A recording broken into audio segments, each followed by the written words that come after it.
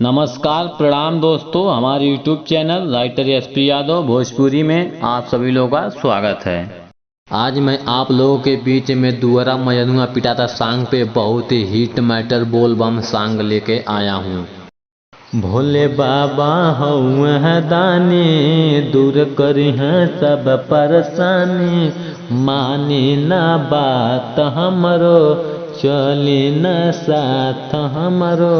बरसता सवनवा देखी देखी बहुत सोहाता, बोल बम के नारा देखी सगर सुनाता, जाए के मन अगुताता। बोल बम के नारा देखी सगर सुनाता, जाए के मन अगुताता।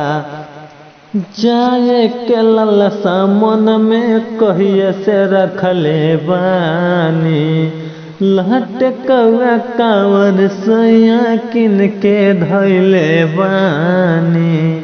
जाए के ललसा मन में कहिए से रखले बानी, लटकवा कांवर सैया किन के धैले बानी। जाता सब केहू देखी देखी जीवा ललचाता, बोल बम के नारा देखी सगर सुनाता, जाए के मन अगुताता। बोल बम के नारा देखी सगर सुनाता, जाए के मन अगुताता। बाबा के दर्शन कइल बहुत जरूरी बाटे, अभियो तक सैया हमर गोदिया त सुनी बाटे। बाबा के दर्शन कइल बहुत जरूरी बाटे, अभियो तक सैया गोदिया हमर त सुनी बाटे।